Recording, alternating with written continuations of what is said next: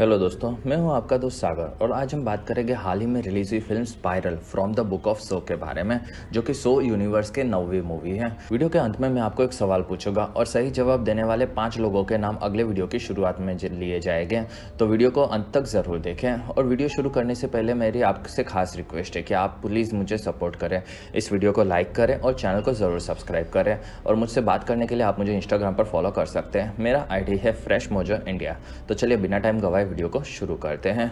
Film की शुरुआत में एक मेला दिखाया जाता है जिसमें लोग घूम रहे होते हैं और वहीं पर ऑफिसर सैम भी घूम रहा होता है और वहाँ एक आदमी उसके साथ दूसरे लोगों का पर्स मारकर आगे निकल जाता है और फिर सैम उसके पीछे जाता है जिसमें वो गटर में घुस जाता है और फिर सैम भी उसके पीछे गटर में घुसता है और वो आगे बढ़ता है जिसमें गटर में काफ़ी ज़्यादा अंधेरा होता है। और थोड़े आगे जाने पर सैम को एक चेयर पर कोई बैठा हुआ मिलता है। तब वो उसके पास जाता है और तब उसे पता चलता है कि वहाँ पर एक पुतला रखा गया है और फिर सैम के पीछे एक आदमी पिग के मास्क में नजर आता है और वो सैम को पकड़ लेता है। कुछ देर बाद ट्रेन की पटरी पर सैम जगता है जिसमें उसे वहां पर बांधकर लटका दिया गया होता है और उसकी जुबान को एक मशीन से बांध दिया गया होता है और फिर वहां ट्रेन आने का सिग्नल मिलता है और सैम एक टेबल पर होता है और वहां पर एक टीवी पड़ा होता है जिसमें वो पिग के मास्क में आदमी आता है और वो बताता है कि अब ट्रेन आने वाला है, जिसमें वो बताता है कि वो कोर्ट में झूठी गवाही दिया करता था जिससे काफ़ी ज़्यादा लोगों की जान गई थी और इसी वजह से उसका ये हाल हो रहा है। और फिर वो मशीन से खींचकर अपनी जीभ को काट देने कहता है जिससे वो बच सकता है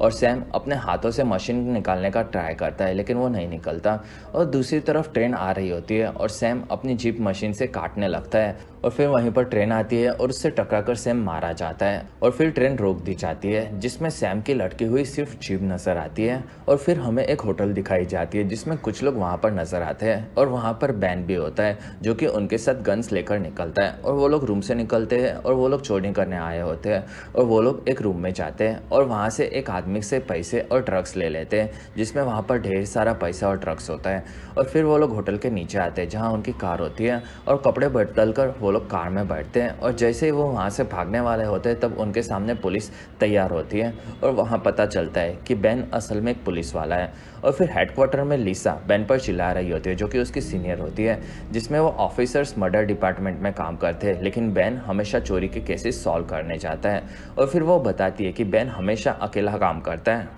और फिर लिसा जिमी के साथ बैन को काम करने कहती है और वहीं पर बैन बताता है कि वो पुलिस स्टेशन में किसी भी ऑफिसर पर भरोसा नहीं करता। और फिर लिसा बैन को उसके पिताजी मार्क जैसा बेस्ट होने कहती है और वो काफ़ी ज़्यादा बड़े ऑफिसर हुआ करते थे और अब वो रिटायर हो चुके होते हैं और उनकी जगह पर लिसा काम कर रही होती है। और वहीं पर जिमी आता है। जिमी पुलिस स्टेशन में नया नया ज्वाइन हुआ होता है और अब वो बैन के साथ काम करेगा, ये चीज़ लिसा बताती है। और फिर दोनों बाहर निकल जाते हैं जिसमें बैन की डेस्क पर मरा हुआ चूहा होता है और वो उसे कचरे में फेंक देता है। और फिर जिमी बैन से बात करने की कोशिश करता है जिसमें बैन ज़्यादा खुश नहीं होता और जिमी वहीं पर बताता है कि वो मार्क को काफ़ी बड़ा फ़ैन है और बैन बताता है कि वो उसके पिताजी जैसा बिल्कुल भी नहीं है। और फिर वहाँ पर लिसा आती है और उन्हें एक मेट्रो स्टेशन जाने कहती है। वहाँ पर एक आदमी ट्रेन की चपेट में आया होता है और फिर दोनों स्टेशन जाने निकलते हैं और वो लोग बैन की कार में मेट्रो की ओर जाते हैं। और वहीं पर जिमी अपनी फैमिली के बारे में बैन को बताता है जिसमें बैन अकेला होता है और उसे शादी करने में ज़्यादा इंटरेस्ट नहीं है, ये चीज़ बताता है। और फिर दोनों मेट्रो स्टेशन पहुंचते हैं और वहीं पर दोनों पटरी की ओर आगे बढ़ते हैं जिसमें वहां पर एक ऑफिसर उन्हें आगे जा भेजता है और उन्हें एक काफ़ी बुरी हालत में कटी हुई बॉडी मिलती है जिसे देखकर बैन और जिमी दोनों को काफ़ी ज़्यादा घिन आती है, जिसमें बैन उसके हाथ पर घड़ी और ब्रेसलेट देखता है। कुछ देर बाद दोनों फिर से पुलिस स्टेशन पहुंचते हैं जिसमें बैन के लिए एक पार्सल आया होता है और वो उसे खोलता है। तब उसे उसमें से एक पेन ड्राइव मिलता है और फिर बैन उसे जिमी के पीसी में चलाता है और उसमें उन लोगों को एक निशान दिखता है और फिर एक आवाज़ सुनाई देती है जिसमें कातिल पुलिस वालों को सुधर जाने कहता है और सब लोगों को जिक्शो पर शक होता है। वहीं पर वो बताता है कि जिक्शो मर चुका है और ये काम उसका कोई फॉरवर्ड किलर कर रहा है। और मैसेज खत्म होने पर पेन का साथी बताता है कि उन लोगों ने निशान वाली जगह को ढूंढ ली होती है और फिर वो लोग वहाँ पर चले जाते हैं जिसमें बेन का साथी पीट भी वहाँ आता है और वहीं पर बेन पीट को पसंद नहीं करता, ये चीज़ पता चलती है। और फिर उस जगह पर बेन को एक बॉक्स मिलता है और उसे खोलने पर उसे इंसान के मास्क के साथ साथ एक बैज मिलता है और उसका नंबर देखकर वो लोग समझ जाते हैं कि वो सैम का है। और पुलिस स्टेशन में सबको पता होता है कि जिक्सो मर चुका है और फिर पुलिस वाले इस किलर को स्पाइरल नाम देते हैं। लेकिन स्पाइरल के खिलाफ उन लोगों के पास कोई सबूत नहीं होता और फिर वहाँ सब उस केस को समझने की कोशिश करते हैं और फिर बेन सैम की पत्नी को ये चीज़ बताएगा, ये वो बताता है और लिसा उसे ये करने को कहती है, जिसमें हेनरी और बेन के बीच में बहस हो जाती है, जिसमें बेन का मानना होता है कि उसके सभी साथी बुरे हैं और फिर लिसा बेन को उस केस को सॉल्व करने कहती है, जिसमें बाकी लोग बेन के नीचे रहकर काम करेंगे, ये चीज़ वो बताती है। और फिर बेन मौत के आसपास की जगह के सभी कैमरास को चेक करने के लिए हेनरी को कहता है और फिर सब लोग काम पर लग जाते हैं और बेन पुलिस स्टेशन से निकलता है और वो सैम के घर आता है और उसकी बीवी से मिलता है, जिसमें वो काफ़ी ज़्यादा दुखी होती है और बेन के साथ जिमी भी वहाँ होता है और फिर बेन जाकर सैम की बीवी को समझाता है और उसे सैम के दुश्मनों के बारे में पूछता है, जिसमें सैम की किसी से दुश्मनी नहीं होती, ये चीज़ वो बताती है। और फिर बेन वहाँ से निकलता है और फिर बेन अपने घर जाता है, जिसमें उसका घर खुला होता है और वो अंदर बंदूक लेकर घुसता है और वहीं पर बेन के पिताजी मार्क नजर आते हैं और वहाँ मार्क सैम की बात करने के लिए आए होते हैं और फिर मार्क बेन की तारीफ करता है, लेकिन बेन को लगता है कि वो उसे काफ़ी ज़्यादा कमज़ोर समझता है और इसी वजह से दोनों में बहस हो जाती है और बेन को मार्क ने कभी भी इज्जत नहीं दी, ये चीज़ वो बताता है और फिर मार्क वहाँ से चला जाता है। कुछ देर के बाद पुलिस स्टेशन में सब वीडियोस देख रहे होते हैं और वहीं पर जिमी घर पर बात करने के लिए बेन का फ़ोन लेता है और वहीं पर सब लोगों को पता चलता है कि मेले में सैम के रास्ते में आने वाले आधे कैमरास बंद थे और फिर वहाँ बाकी चीज़ें देखने के लिए ऑफिसर पीट वहाँ पर आगे जाते हैं और वहाँ उन्हें एक दुकान वाले कैमरे की फेक फुटेज मिलती है और पीट फुटेज चेक करता है और वहाँ से निकलता है। पुलिस स्टेशन में बेन और जिमी उस केस पर काम कर रहे होते हैं, तब बेन जिमी को घर जाने कहता है और बेन उसके पिता से मिलने जाएगा, ये चीज़ बताता है और फिर पीट सैम जिस चोर के पीछे भागा था उसके अड्डे पर पहुंचता है। असल में ये चीज़ उससे कैमरा से पता चल गई होती है और वो चोर पीट का दोस्त होता है और वो उसके घर पर पीट को एक पिग दिखता है जिससे वो डर जाता है और फिर वहीं पर कोई पीट को पकड़ लेता है। फिर वो एक अलग ही तरह के ट्रैप में दिखता है जिसमें पानी भर रहा होता है और उसकी उंगलियां बांधकर खींची जाती है और वो ट्रैप से निकलने का ट्राई करता है लेकिन नहीं निकल पाता और वहीं पर टीवी में फिर से स्पाइरल दिखता है। दूसरी तरफ बेन जिमी को कॉल करता है जिसमें जिमी अपनी फैमिली के साथ टाइम स्पेंड कर रहा होता है और बेन को ये चीज़ पसंद नहीं आती और फिर जिमी के बच्चे की आवाज़ बेन को आता है और फिर जिमी बताता है कि वो केस के बारे में पढ़ रहा है जिसे उसमें सैम झूठी गवाही देता था, ये चीज़ पता चली होती है और बेन बताता है कि उसे ये चीज़ें पता है और फिर बेन अपने पिता के घर जाता है जिसमें वो डोर नहीं खोलते, तब बेन अंदर घुस जाता है और वहाँ पर पूरा घर देखता है लेकिन उसके पिताजी नहीं मिलते और फिर बेन को याद आता है कि कुछ सालों पहले उसके पिताजी उस पर भड़के हुए होते हैं क्योंकि बेन ने किसी ऑफिसर पर इल्ज़ाम लगाया होता है और मार्क और लिसा बात करते हैं जिसमें बेन ने गलत किया, ये चीज़ वो लोग डिस्कस करते हैं और वहीं पर मार्क एक आदमी को बदतमीजी करते हुए नजर आता है और फिर कहानी प्रेजेंट में आती है जिसमें बेन मार्क के साथ अपनी तस्वीर देखता है और वहाँ से निकल जाता है। दूसरे दिन पुलिस स्टेशन में बेन को एक पार्सल मिलता है जिसमें काफ़ी सारी कटी हुई उंगलियों के साथ एक पेन ड्राइव निकलता है और उसमें से एक वीडियो होता है जिसमें इस बार एक कार के ऊपर स्पाइरल का निशान होता है और उसके आगे एक कठपुतली से पिग की डॉल को चलाया जाता है और ये मैसेज मिलता है कि भ्रष्ट पुलिस वालों को स्पाइरल खत्म कर देगा और फिर लिसा को वो जगह पता होती है और सब लोग उस जगह पर जाने निकलते हैं। कुछ देर बाद वो लोग वहाँ पर पहुँचते हैं और बेन आगे बढ़ता है जिसमें कार के डोर को खोलता है और उसमें से एक पिग निकलता है और फिर वहाँ पर उसे एक बॉक्स मिलता है जिसमें बाकी उंगलियों के साथ एक बैच निकलता है और उसे नंबर पता चलता है जो कि पीट का होता है और फिर बेन को याद आता है कि कई सालों पहले एक बार वो एक जगह पर गैंगस्टर्स के बीच में फंसा हुआ होता है और वहीं पर वो पीट को मदद लाने कहता है जिसमें वो नहीं आता और वहाँ गैंगस्टर्स से बेन घायल हो जाता है जिसमें मार्क वहाँ पर आता है और वो काफ़ी ज़्यादा भड़क जाता है और फिर वो पीट को मारता है और फिर कहानी प्रेजेंट में आती है जिसमें बेन को पीट की लाश मिल चुकी होती है जिसमें पीट के साथ क्या हुआ वो दिखाया जाता है जिसमें स्पाइरल बताता है कि पीट जिस पानी में है वो भर जाएगा और जब वो ऊपर आएगा तब वायर से उसमें करंट लगेगा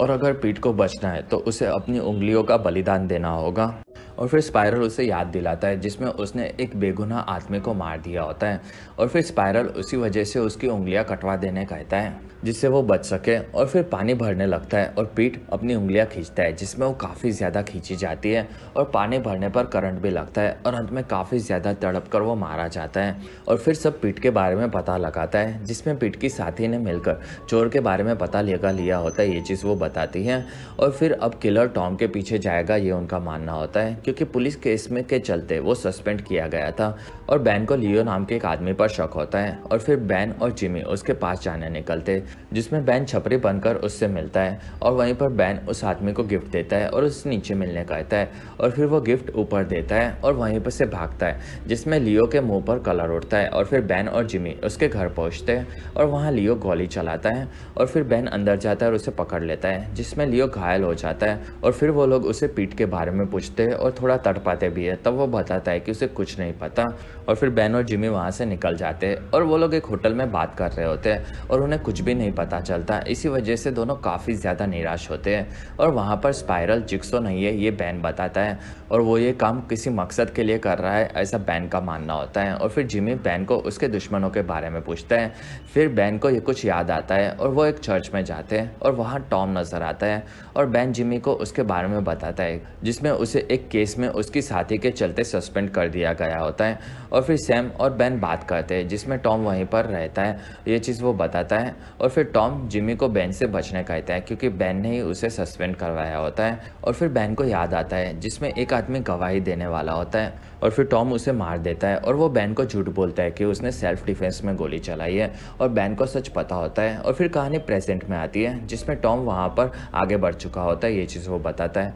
और फिर वहीं पर बैन को उस पर शक होता है, इसलिए वो उसे पूछताछ करने लगता है और वहाँ टॉम खून के वक्त चर्च में था, ये चीज़ बताता है। और बैन टॉम को खुद का ध्यान रखने कहता है और फिर बैन और जिमी वहाँ से निकल जाते हैं और जिमी समझ जाता है कि बैन ने ही टॉम को फंसाया है और उसका रीज़न यही था कि वो गलत था। और फिर दोनों वहाँ से निकलते हैं और बैन अपने घर पर जाकर मार्क को मैसेज करता है क्योंकि वो घर पर नहीं आया होता और फिर उसे उसकी फिक्र होने लगती है। कुछ वक्त के बाद बैन पुलिस स्टेशन में होता है, वहीं पर उसे फिर से एक पार्सल मिलता है जिसे वो खोलता है और उसमें से डुक्कर के मास्क के साथ एक लेटर होता है और वहाँ एक आदमी की चमड़ी होती है और लेटर में बैन को लाशों को ढूंढने कहा जाता है और उसे मारने की धमकी भी दी गई होती है, जिसमें सब ऑफिसर काफ़ी ज़्यादा डरे हुए होते हैं। और वहीं पर चमड़ी में से एक दवाई की बोतल निकलती है और वो बोतल के बारे में बैन पता लगाता है और वो उसके लिए एक स्टोर में जाता है, जिसमें वो बोतल वहाँ की होती है और मार्क और बैन वहाँ पहले भी आए हुए होते हैं और वहीं पर उन लोगों को एक लाश मिलती है जिसे पहचान पाना मुश्किल हो रहा होता है और वहीं पर उसकी चमड़ी काट कर निकाली गई थी, ये चीज़ बताया जाता है।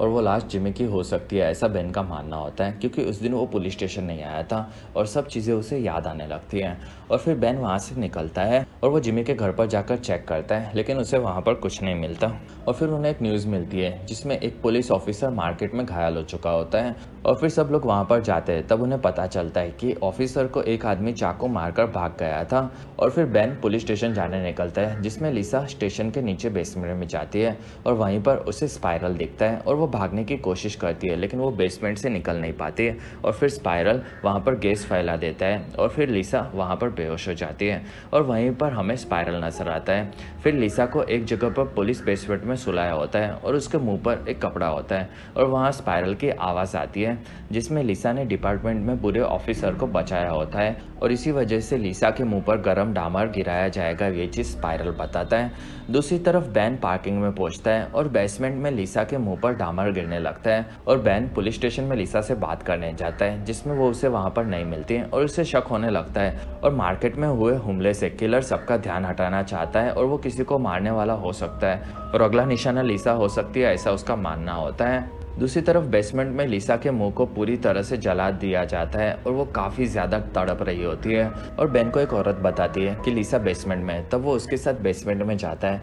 और वहीं पर लिसा पूरे डामर से जली हुई मिलती है और बैन उसके मुंह से डामर हटाता है, जिसमें लिसा का चेहरा जल चुका होता है और बैन उसे सांस देकर बचाने की कोशिश करता है, लेकिन वो मर चुकी होती है। और फिर बैन काफ़ी ज़्यादा निराश होकर बेसमेंट से निकलता है और कोई भी पुलिस वाला स्टेशन से बाहर नहीं जाएगा, ये चीज़ बताता है। और फिर वो पुलिस स्टेशन की सभी वीडियो क्लिप्स चेक करता है, जिसमें थोड़ी सी क्लिप्स गायब होती है और वहीं पर एक्सेस की से कौन अंदर आया था, ये चीज़ वो लोग पता करते हैं, जिसमें उसे पता चलता है कि मार्क के कार्ड से कोई अंदर आया था। और फिर उसे एक ऑफिसर मार्क के बारे में पूछता है, तब वो भड़क जाता है और उस ऑफिसर को मार्क पर ही शक होता है, इसलिए बैन को ही पार्सल मिलते थे, ये चीज़ वो बताता है। और फिर बैन वहाँ से निकल जाता है और वो अपनी कार में काफ़ी ज़ोर से चिल्लाता है और फिर वो चर्च में जाकर टॉम को ढूंढने की कोशिश करता है, लेकिन वो वहीं पर नहीं होता होता और बेन मार्क को भी वॉइसमेल भेजता है और बेन वहाँ से निकल रहा होता है, तभी कोई उसे किडनैप कर लेता है। कुछ देर के बाद हमें मार्क एक जगह पर नजर आते हैं और वहाँ पर स्पाइरल को वो ढूंढ रहे होते हैं और वहाँ ढेर सारे निशान मिलते हैं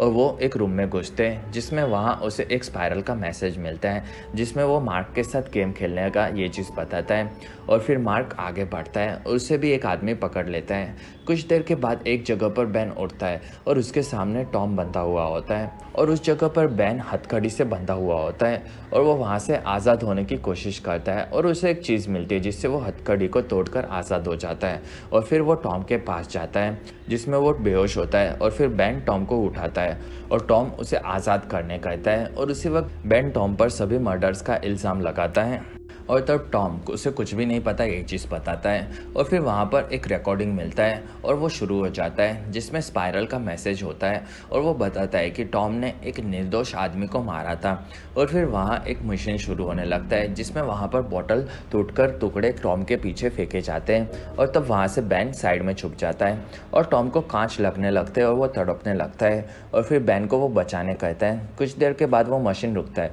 तब बेन देखता है कि टॉम काफ़ी ज़्यादा घायल हो चुका होता है और फिर मशीन फिर से शुरू होता है और फिर वहाँ पर टॉम को बचाने एक कचरे का डब्बा लेकर बेन जाता है और बेन टॉम को आज़ाद कर देता है, लेकिन वहाँ पर वो मारा जा चुका था और इसी वजह से बेन काफ़ी ज़्यादा दुखी होता है और फिर एक जगह से म्यूज़िक बजने लगता है और तब बेन उस जगह जाने लगता है और फिर बेन एक रूम में पहुंचता है जिसमें उसे जिमी दिखता है और फिर जिमी बताता है कि 15 साल पहले टॉम ने जिस आदमी को मारा था वो उसी का बेटा था और टॉम ने उसे मारा तब वो वहीं पर था और फिर नाम बदलकर जिमी उसके डिपार्टमेंट में काफ़ी मेहनत से आया होता है और उसका कोई परिवार नहीं होता ये चीज़ वो बताता है। फ़ोन पे जो आवाज़ आती थी असल में वो कंप्यूटर से निकाली गई थी और उसने सैम को भी कैसे फंसा है ये चीज़ बताता है और फिर बेन मार्क के बारे में पूछता है। तब जिमी बताता है कि ऑफिस में जब जिमी ने बेन से फ़ोन लिया था तब उसने मार्क को मैसेज करके उस जगह पर बुलाया था और फिर जिमी ने उसे पकड़ लिया होता है और फिर जिमी बेन को साथ में काम करके बुरे पुलिस ऑफिसर्स को मारने की ऑफ़र देता है